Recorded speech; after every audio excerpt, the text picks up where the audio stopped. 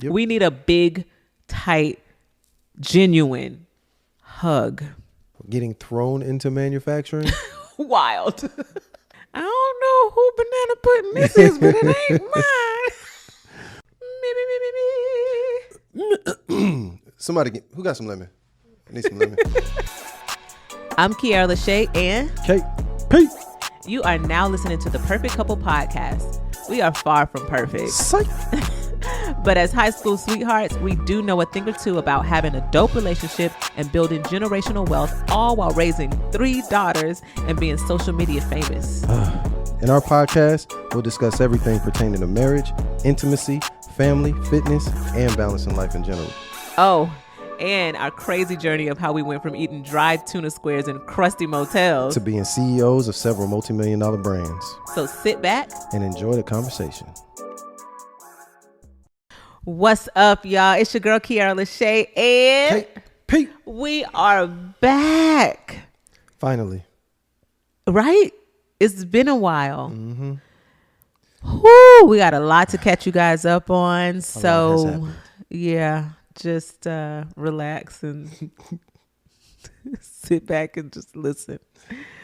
We hope that you guys have been well. We hope that you guys have not let the recent events get you down too bad. Mm-hmm. So recently we had the election. We'll start there. Yes. We should start there. I think we should start. You got to talk into the mic. I know. Let's talk about our journey, how we got to the election, and we can talk about the last couple of weeks. Okay. Because we haven't put out an episode in a while. It's been a minute. It's been a minute, y'all. All right. So another thing is, just in case that you're new here, welcome to the Perfect Couple Podcast. Me and my hubby have been together since high school. We're high school sweethearts. We have 3 beautiful daughters, and we own businesses together. We love to give advice because we feel like we are veterans in this relationship thing, but not just a relationship. It's not toxic. It's not crazy. We just flowing. You know what I'm saying? Cruising. We cruising. So we feel like we can offer advice on things relationship wise, how to keep a relationship healthy, how to maintain it, how to get one first, but not just romantic relationships, right? There's so many more. Platonic, friendships, business, parenting. Mm-hmm. So we talk about that. We talk about finances on here as well, or business, period. I wouldn't say finances. We talk about business because we definitely know how to start a business from the ground up and make it into a multi-million-dollar business, which we got to tell you guys about. We got to catch y'all up on all the things. And then what else do we talk about, babe? Balancing life, love, and family. So let's get into it. So we haven't put out an episode since July. Mm-hmm. The summer is already crazy for us because summers are usually busy already. Mm-hmm. But business-wise, we almost closed our doors. Yep. So not because we weren't successful, but because on the pillars of growth, it's difficult to grow a company. Costs a lot of money to grow. You got to figure out how you can get more product while still dealing with current situations as far as customers, customer service, employees, all the things. So we ran into the trap that a lot of businesses run into where our demand was so high that our supply could not keep up. Yeah. And it was killing us. And that was the worst part because it's like if we got to shut the doors on a successful business, it'd be one thing if we just crashed. Right. You know, then we'd be like, okay, we failed this time. Let's start again. But to have a lot of success and make a product that people really like and then have to close your doors, insanity. Yeah. So I remember when you told me that that was something that may happen, right? Basically, this was a Thursday. Mm-hmm.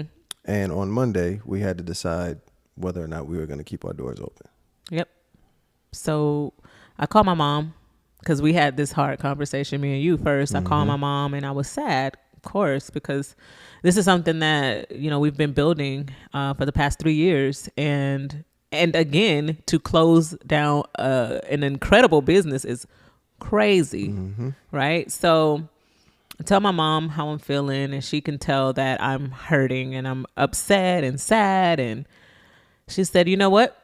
Before you decide to close the doors, I think you should give your audience, your community, a chance to support you the way that you've been supporting them. She said, I don't think it's fair that you don't even give them an opportunity to have your back. Because we were just going to be done. So I said, okay, well, you know, all right. You go outside. The girls are doing whatever they be doing around the house. It was just me in the room. And I said, you know, God, if this is for us, then let me know something, because I am tired and tapped out. I want to do this, but if this is not what we're supposed to do, let me know. I ended up filming a video. I just picked up my phone and I started talking. And I just started saying what I felt, what we were going through, you know, like, hey, we may have to close the doors, and it's a hard conversation to have. And, but this is the reality of where we are right now. And I'm talking crying like a baby. I got snot coming down my nose. My nose is red. I am like trying to hold it together, and I can't. Because a part of me felt like I'm letting so many people down. Honestly, a part of me felt like that, and that hurts more than anything, because me and you, we're the type of people that want to take care of our family and our community, not just our family, but our community. That's how we've always been. Yeah. Since we were teenagers. So that was that was a tough moment. But to be vulnerable when you guys are so used to seeing me upbeat, energetic, I felt defeated at that moment. And so I shared that. I put my phone down and I just laid down. Next thing you know, my phone starts going ham. It starts going crazy. You didn't even know I filmed it. I was outside planning our next move. Yeah, you got to put this mic more towards your face. It's almost in my mouth, baby. I'm just saying, y'all, we filmed this before, and I don't want to have to film another hour and a half. It's no closer than it is to you. My voice carries. Okay. All right. Anywho, you didn't even know I filmed that. So he's like, what's going on? What were your thoughts at that moment? I was making plan B. Yeah. Literally, I was outside figuring out what we were going to do next without this business. Yeah.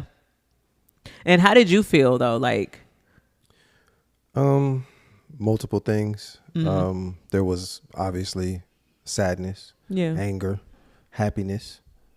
Because y'all don't know how stressful this last 2.5 years has really been. Yeah. It's been a lot. But I liked the competitiveness of business. So it felt like I didn't want to stop. I didn't want to stop at all. But at the same time, it's like we couldn't keep operating the way we were. And that was the biggest thing. And it's like, okay, what is our next move going to be? She'll tell you, I was actually coming up with one. Yeah. So the next thing that happened, right? We get an inbox from Pinky. For those of you who don't know who Pinky is, Pinky Cole, she is the CEO and founder of Slutty Vegan. It's a vegan restaurant in Atlanta, but she's now expanded to different parts of the U.S., which is really cool. Yeah. But they have like vegan burgers. If you're ever in, you know, just look them up so you can see if they're in a city near you so you can go support. But they have like vegan burgers and fries, like a vegan fast food spot. Pretty cool. They're mainly in Atlanta, but they are expanding outside of Atlanta now. Yeah. So they're in the ATL airport now. Go ahead, girl. So anyways, she reached out via inboxing me, you know, DM. You saw that. And it says, what's your phone number? So I sent her my number, and she called like within less than a minute. Yeah. And she was like, that video pissed me off. And I'm thinking I did something wrong. I'm like, what happened? And she said, no, there's too many times where I've seen Black women own businesses, struggling to, keep their doors open. And she said, this is not going to happen with yours. Not happening on my watch, right? She said, you've been consistent. She said, all I see is people talking great about you, your business, your family, how y'all operate from the quality of our products to the integrity of the way we treat people, not just with business, but just period. Yeah. Pinky had been following me already for a while. We had been following each other for a while because I look at her like, a fellow businesswoman that I love what she does. I love, just how she attacks entrepreneurship. Love it. So I thought that was pretty cool. She was like, you've been consistent. So you're not about to stop now. She goes, we about to start group economics number 3, group economics experiment number 3. And basically what that is the Black community or the community period puts their money into a business to help it expand, to help it grow, to help it stay open, to help it survive. But not only that, you need to me, having a plan after that kind of stuff is important. So the group economics number 3, she was like, 3rd time's a charm. And I'm like, yep, let's do it. All right, well, let's go. And that next morning, she started, she put her video out and let everybody know like, hey, we about to support Just Move Supplements, period. So Just Move Supplements, we didn't even tell them which business, just in case you don't know. A lot of y'all know who we are already. But for those who don't know, our business is Just Move Supplements. We have a premium supplement brand, vegan, plant-based, 100% quality, okay? Yeah. Proteins, nostalgic flavors, like banana pudding, all the Southern desserts that we know and love, right? We have energy drinks, vitamins, fat burners, and we just dropped a new mushroom coffee, which is right here. Put that thing in the front, which we're actually drinking right now. We're drinking right now, yeah. And that's going crazy right now. So that's the business. So she's like, we're hold on. We manufacture it. Absolutely. That's the most important part. We make everything we sell. We don't sell anything we don't make. Which will bring us to why we were struggling. Yes. So we're going to get to that as well, right? But she put us on her back, basically, and she was like, we going to hit the goal. So we made a goal of 250. We said we want to collect 250,000, and that is just to do payroll, get some more ingredients, and take care of some of the debt, right? So some people had questions. We mainly got 98% amazing, 99% amazing support, right? Then there's that 1% that's like, well, what did y'all do wrong? And that's a crazy question to ask. But at the same time, it wasn't. So what happened was, long story short, because it's a long story, but long story short, as KP said, we manufacture. But we started to manufacture a year earlier than we were ready to. We were kind of pushed into it. Mm-hmm. So you could talk about that part. Well, mainly because we had a co-packer. And they didn't give us products for what? 18 weeks? No, 8 months we had no product. Because remember, the product that we had before was already bought. Yep, 8 months. And by the time we got that in, it was already gone. So we had already spent that money. And we decided to keep everybody employed. This is during the pandemic, right at the, not even at the tail end. This was in 21. Right. So we decided to keep everyone employed. We took on some debt in order to do it, thinking we could just snap our fingers and pull ourselves up out of it. That didn't happen. Because mind you, the money that we had spent before on our on our ingredients or our co-packer, that was our money. That's cash, liquid. We were doing incredible. So we had a lot of liquid, a lot of cash. So we were like, okay, we can do this. We started buying the machinery, but the problem was our intention was to keep selling what we already had. So we already bought the machines, but we had no income. or And barely no any income. ingredients, nothing. So I mean, not ingredients, excuse me, no product. So that really threw a wrench in everything, because we also had hired a chemist, we had machines, we got equipment. another building Yep. for manufacturing. We were forced, they forced our hand, because the thing is, if we would have continued to work with them, right, I feel like if they can feed you, they can starve you. And that was our biggest issue. They definitely tried to starve us. And we had the product problem where they sent us a blueberry and it smelled absolutely horrible. And they gave us the wrong containers. Yes. And I think they did that on purpose. I'm going Yes. to tell you why.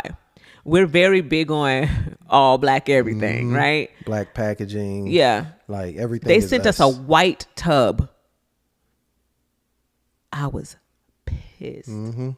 Keep in mind, they said you can send it back, Right. but it's going to take them another 12 to 14 weeks. This is when we were actually getting product. Right. It was going to take us another 12 to 14 weeks to get it corrected. So we would have been without product for another 12 to 14 weeks. By this time, customers are pissed. We're panicking because we don't want to drop the ball. We've already don't have product, right? So we're like, you know what?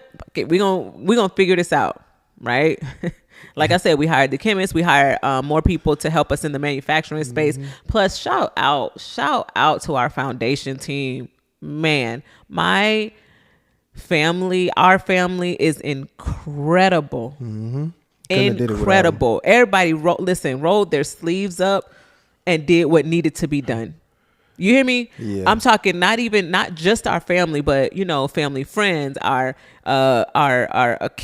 Corey, our camera guy, everybody got in the trenches. So man, I know my cycle coming on, so I'm very emotional right now, but I'm so grateful for the effort and the drive and the passion that everybody else had behind us as well. So thank you to our foundation team, our family, for believing in us, and for, like, no matter what was going on, y'all rolled your sleeves up and got in it with us. So thank you. Wow. Like I always say thank you, but just to sit back and think about like all the things that we've been through as a company, and to have such an incredible team. You don't get that every day. You just don't. You don't get a supportive team the way that they support. You just don't. They didn't care what time we came in. They didn't care what time we had to leave. They did whatever needed to be done, and I'm grateful. We are grateful. So thank you guys. I just had to like break away and say that real quick. And keep in mind, getting thrown into manufacturing, wild. y'all be thinking you just get some product and you just throw it together. I'm gonna tell y'all right now, that is not manufacturing. Doing any type of food in bulk, anything that you consume in bulk, is totally different than you just putting like even if you're making a pot of soup. If you're making a pot of soup for 5 people, it's totally different if you're making it for 500. Oh yeah. Like, we were thinking, because we had done such small batches of product, we would be good. Because remember, the whole time this is going on, we're expecting to still be selling a product from our co-packer while we figure out our manufacturing on the back end. And it's funny because even though we formulated it, right, we did not manufacture it. Right. So that's also and we had to reformulate. Yep. So we had to find all of our own supplies, all of our own ingredients. We use them for nothing. Yep. So keep that in mind. On top of the fact that you're thinking, oh, I got these ingredients, I'm gonna just throw them all in the mixer and we good to go. There's no issues. Man, I'm gonna tell y'all right now, the first 2 mixes we did, which were full mixes, which again, we weren't even supposed to do, but we were so far behind. Keep in mind, this is January. Yeah. High season. Yeah. We're like a mess. We got to just get to it. Man, them first 2 batches were so bad. Terrible. My grandma said, I don't know who banana pudding this is, but it ain't mine. We totally messed up. We didn't know how to put everything together. We had to figure that out. The blueberry wasn't finished yet. We did that. The day that we were going to mix it is when we figured it out. Yeah. That's how close we were. That was going to be the 3rd batch. And shout out to you because you did that, babe. Yes, a lot of research as to what was wrong. Right. Right. I'm not about to sit here and get my secrets out now. No, don't you do that. Don't you do that. But figuring out what the problem was, man, I was probably on the internet for like 4 days straight sweating and being like, okay, what about this? Telling the team, what if we try this? They like, yeah. And I'm like, nope, this is the problem, right? We pinpointed it and we were like, okay, we just got to try it. We just got to put the mix together and we got to try it. And it worked. Thank God. And literally that's what we follow right now today. The same exact way that we mix our ingredients. We do it the same way since that day. Man, that was wild. We tasted that junk like, oh God. Yes. Yes. Like, I mean, the relief. So scary. The relief was so like, I can't even explain that. So speaking of, if you had the very, very, very first batch, the first People batch liked it though. They did, but we know it could have been better. And keep That's in why mind, when I say we messed it up, we didn't mess it up. It just wasn't to our standards that we set. As far as the taste, yeah, and the texture. So we thought the taste wasn't quite right, but we also couldn't afford to not use it. Right. It was thousands of dollars. Yes. Like tens of thousands of dollars. Lots of money. So we were like, fingers crossed, let's put this out. And we hope we didn't even get that many complaints. We got a couple chalky but we're so hard on ourselves too. Yes, it's our standards that we go by, our taste buds. So if it don't taste good to us, it don't go out. Right. But we were like, it didn't taste bad. It just didn't taste like what we were getting before. So we were basing it off of what we were getting from our co-packer. Like, but now it's better than that anyway. It's way better. Yeah. Way better. Good job, babe. Oh, whew. Okay, so now, so where we at now? Okay, so that's how we got into that debt. The issue is just the debt that we had on the table, and surges in demand. Yes, which y'all don't understand that when we buy ingredients, we can't just buy what we need, right? We have to buy way more in bulk. So we have to spend. We have a surge of orders. We have to go and we got to spend a lot of money because not only do we need the orders that are sold, we also have to prepare for future orders. One ingredient, guys, can cost us $20,000. One ingredient at a time. Okay, so that bill was just due last week. By the way.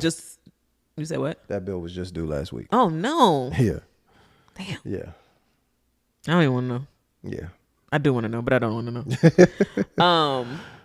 Yeah. So imagine that, and anyway, having to do that multiple times because we get ingredients based on how our orders are flowing, but then boom, we have a spike. There's like, okay, now instead of it being 20, now it's 35. Mm-hmm. You know what I mean? And imagine this happening with multiple ingredients. Mm-hmm. So our demand is skyrocketing, but we can't keep up, buy fast enough in large enough bulk so that we don't run out. Because the second you run out, now you got more problems. Yeah, you don't make no money.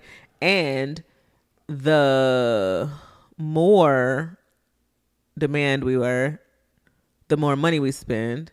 It's a very expensive business. Yes, not to mention we're doing all of our own shipping. So we're buying the boxes and we're buying the tissue paper. And, we got to buy bags and all the little pieces that come with this. We have containers for all of our ingredients. Mm-hmm. We need shelves. We need tables. We need all of this stuff. Lab equipment. And don't forget things break. So things have to be replaced. Maintenance, cleaning equipment. Cleaning products. Adjust the ceiling twice because the first time people who were building our manufacturing space, they were supposed to put 12-foot ceilings. They decided they're going to do what they want to do, and they did 10. So our bagging machine, build it. Right. This is why we say we actually have real machines. Our bagging machine that bags our powders would not fit. So then we had to have someone else come in and basically build a box above it. And the doors, we had to do the doors. So anyway, long story short, because now it's a long story anyway. Lots and lots of money went out. And mind you, we're still paying during this time with all of this going on. We're also still having to try to pay our debt back. Yep. So money just was disappearing, right? Fast. And so we ended up in that situation and we couldn't do it anymore. We were tapped out. We used our personal money. We used our business money. Like we were tapped out. So back to the group economics. Whoo, listen. Again, I'm getting emotional. Y'all, for the people that stood like in the trench, like rallied around us. Thank you. Because of you guys, we are able to keep our doors open. And shout out too to, well, I don't know if I could say, but we had like a secret investor that came through for us as well. Not during this time, but before. Keep in mind, this is it's a long span process. This is over a couple years that we're trying to figure out demand, debt, supplies, all of these things. Yeah. So we set out the goal for 250. Everybody, I'm talking, like I said, Pinky Cole, Tabitha Brown, shout out to you for donating and purchasing. Kev on Stage for donating and purchasing and also doing a video. Indy Iree, Yolanda Adams, who else? There's so many people. There was a lot of people. Lots of celebrities. Lots and lots of people. Oh, Yandy. From New York. No, she's from New York. Yeah, that's a whole nother story. Like, she's super cool. So many celebrities. I'm so sorry if I'm forgetting. There's so many. Tika Sumpner. So many. I'm forgetting some. I know. Milano. Rouge. Skittles. Miss Skittles. Just lots of celebrities. Yeah. They rallied around us as well. But Team Lachey, the community that we've built, y'all were not playing with us. When I tell you, I don't even know. I got so many DMs. I mean, thousands. People were like, "You're not closing them doors, sis. Y'all are not closing those doors if we can help it." And I just felt this rush of gratitude and lots of emotions. It was up and down. It was just like, I felt like, dang, we don't do the things that we do for our community to get something back, but to see us be poured into like that because of what we have done was so beautiful. That was dope. And it was so amazing seeing everybody come together and just like make that decision. Yeah. Like, y'all aren't closing. And I had some people like, I'll be damned if y'all stopping my favorite proteins. So we're really grateful for that. So that's what's been going on. Like, we've had that's just a small part of what has been going on since we haven't filmed. We're still working on our next pivot, business wise, which you guys will start hearing about probably within the next 4, 5, 6 episodes, somewhere in there. But y'all gonna hear about it because I ain't got no choice. We gonna talk about it. We have to. We're still in the planning stages, and we have a whole nother commitment that we're gonna have to. It's crazy. Do on top of still running the manufacturing and expanding our manufacturing. We're gonna need y'all's prayers and support as much as possible to get through this. Support because it's huge. We're going into a phase where we're gonna try to build something for us. Huge. So if you're listening now, like, just please listen, support, keep supporting, keep buying product. We're not even begging nobody for nothing. You know what I always say? Yeah. We're trading superior product for your hard-earned dollars. So we're not giving you no crap. We never will. But our next phase, wild. Yeah, this will hopefully be it. Put us over that hump so that we can start bringing you guys more products, more technology, more everything. So speaking of, we also got a lot of offers as far as people wanting to help with whatever their expertise was. So we had some people that fell off the radar, but some people still going strong and still doing what they said they were going to do. Want us to do a crowd fund because they want to invest more dollars, which we're also contemplating how and when we're going to do that. So we don't want it to just be a GoFundMe. We're looking for something a little bit more powerful than just saying, hey, can we have some money? So give us a little bit of time and you guys will hear about that as well, so that you guys can actually invest into what we're doing. Because I think that you guys will be pretty excited. It's crazy. It's a lot of work. Yeah. But it's going to be worth it, and I'm ready for it. It's going to be real interesting. So y'all stay tuned, please. What else? I went to the Jasmine Sullivan concert. My husband took me on a Yes. date to see Jasmine Sullivan. If y'all know me very well, Yes. y'all know I love her. So that was fun. What else have we been doing? Saw Maxwell too. We saw Maxwell. He was really dope. small. Okay. He was really small. It was just surprising. Okay. What? Enough. He was dope, though. He killed it, though. You're tall too. I was my mental picture of him was like tall and skinny. Okay. That just surprised me. Okay. What? The concert was great. It was dope though. It was fun. Yeah. He killed we got to show some footage up in here. Jasmine. Love her so much. Love her so much. That Shout girl out can to sing. Jasmine Sullivan. And I'm so proud of her for getting on that stage after, losing her mom and stuff. Mm-hmm. So that's, I know that's not an easy thing to do, to get back to work basically after you lose your mother, your best friend. So shout out to you for getting on stage and still, entertaining us. Yes. So thank you. And now, it's been how long after the election? A few days, few weeks. I mean, a few days, like a week. When was it? On the 5th? 6. Yeah, about 6. 2 weeks now. It's been 2 weeks. Oh my God. So yeah, the election happened. We voted, of course. Mm-hmm. I ain't gonna lie to y'all. That election really bothered me. I'm disappointed for a lot of reasons. Yeah. There's a lot. I think one of the exit polls that kind of got to me the most wasn't black men or black women, which a lot of people are talking about. Mm-hmm. The one that got me the most was 65 plus. 65 plus meaning anybody in that category was born when you could legally discriminate against somebody. 95% of them voted Democrat. We should be talking to them as to what we should or shouldn't be doing. And that's the part that I think our community is missing. Why would 95% of them vote Democrat when if they're 90, they had 30 years of Jim Crow? 20, like if they're You 80, said they 20 voted years, Democrat? They voted, 95% of them voted Democrat.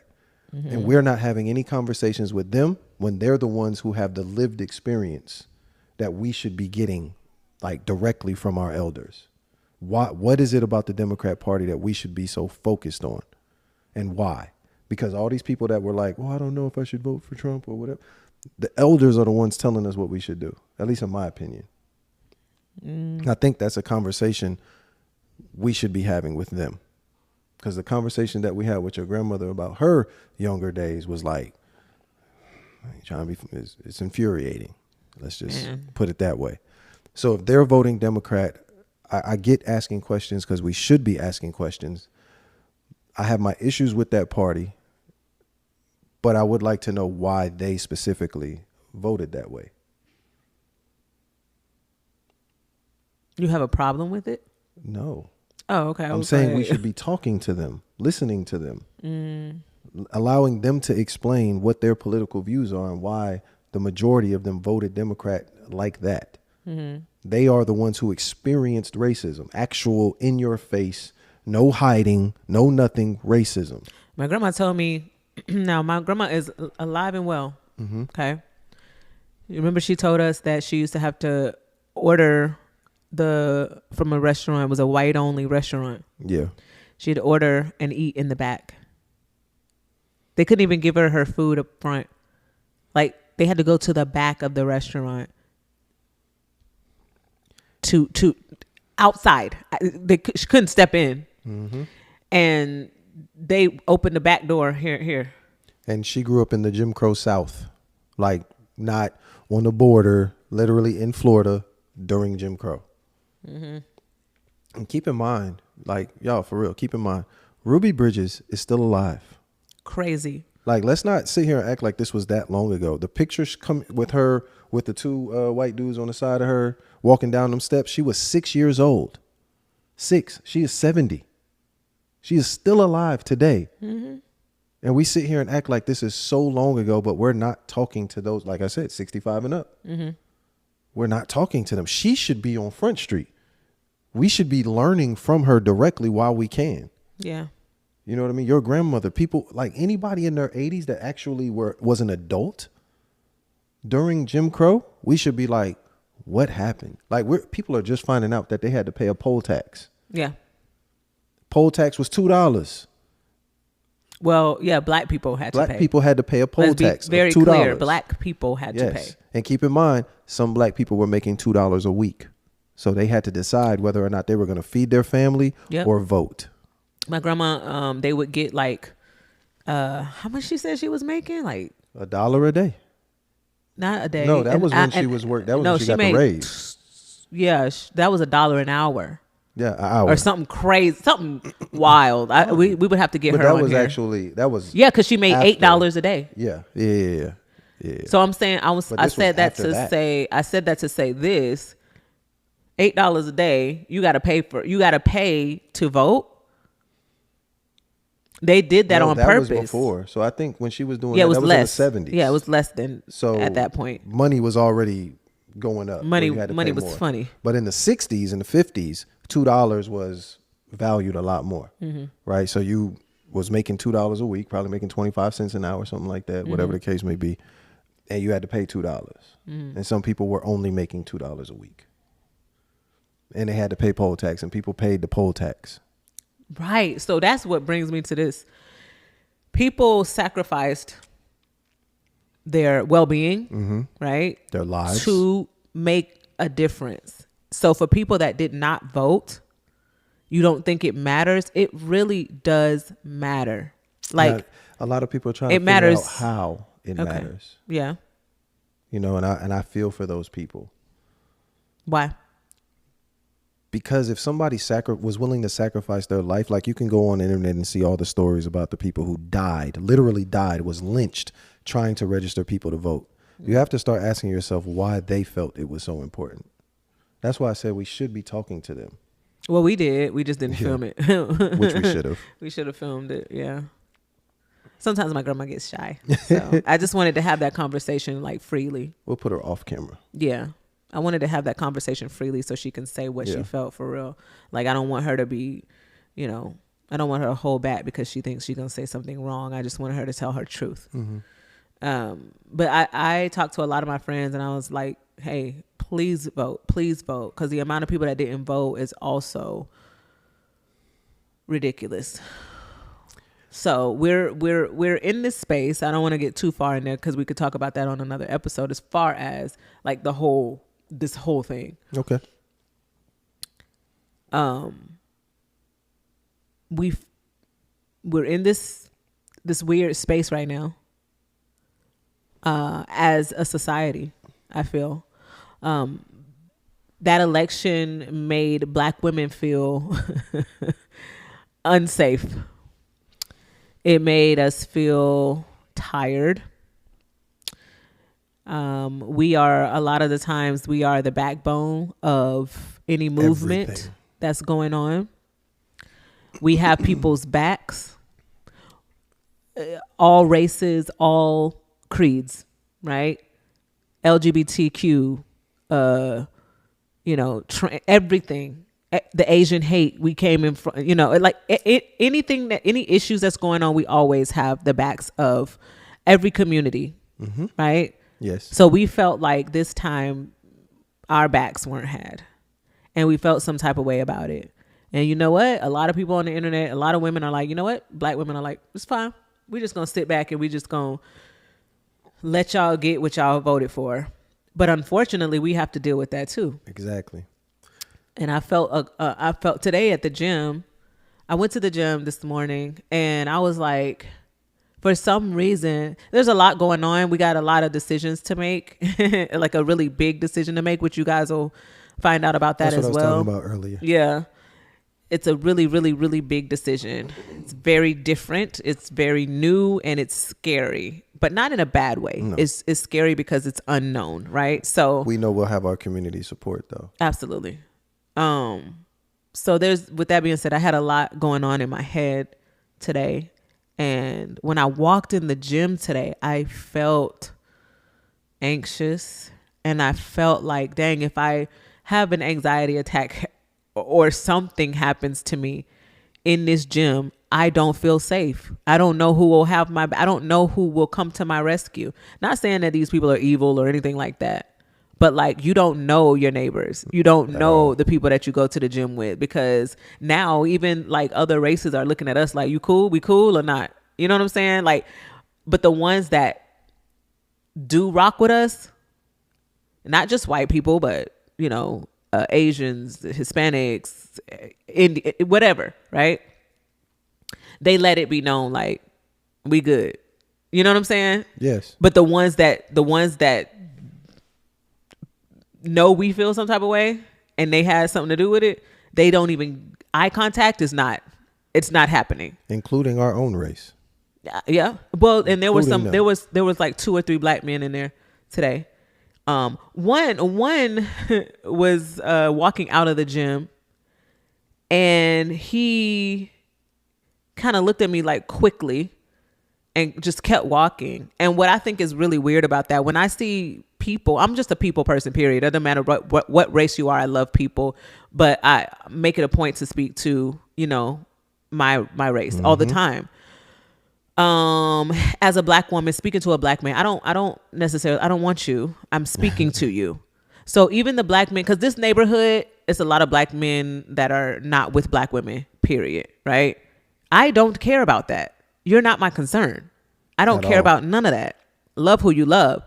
However, don't treat us like some piece of trash or we're not worthy of your hello or your hi because we're not your type. We don't care to be your type. Some of them are intimidated. Well, I can't do nothing about that. But I'm saying, like, if I'm not your type, I don't care about that. That's not what I was speaking to you for. It's called community. It's called, you know, a lot of them don't even if you feel don't like they're a part of our community. Yeah, and I can see that. And even if my thing is, even if you don't prefer black women to date, that's okay. We don't care about that. But at least you see us as your sister, then your cousin, your aunt, like however you look at us, your grandma. Like when I see older black women, I think of my grandmother. Some of them don't see us in that way either. Right, They I don't know. see themselves as a part of the community at all. Right. So when that happened this morning, I was like, okay, I can probably tell where you're at. You know what I'm saying? And then when I went into the gym, I just did not feel supported as a black woman at all. And it caused me to like, I was like, oh, I don't feel good emotionally in here. And I think that everything that's been happening with the election and with, you know, the decision that we have to make, all the things, it's just coming down. And so I was like, this is a lot. Like, we literally be carrying everybody on our backs. And now now that it's time for somebody to do that for us, everybody turned their backs on us. Now, I won't say everybody, because there was a big percentage of people, especially black men, that did vote, you know, for us. And everybody has their different, you know, political views. I'm not trying to get into it and tussle with none of y'all in the comments. I don't care to do that. What I'm saying is, at that moment in the gym, I really needed a hug. And I couldn't have even went to any of them people, any of them black men as a hug, like to get a hug from like a brother. I didn't even feel like, I don't even know. Like, I don't trust you. Because of the way that your energy is, it feels like you don't rock with us. Right? And what's really cool is I was like, I really need a hug. I want my husband so bad. And I thought he was asleep. I thought you were asleep. I thought he was home asleep. And literally, I get up from the leg extension machine and I'm putting my weights up and I see my husband walking in. I literally wanted to bust out crying right then and there, but I was so happy to see you and just embrace you. I just needed that. And I think we just right now collectively, black women need a hug. Yep. We need a big, tight, genuine hug. So with that being said, I'm giving you guys the biggest, tightest hug that I possibly can right now. And I'm loving on you, and I'm telling you to take a break, and I'm telling you to focus on you, and I'm telling you to focus on your community, focus on the people that have your back, because for too long, we've been putting our energy into everything but us.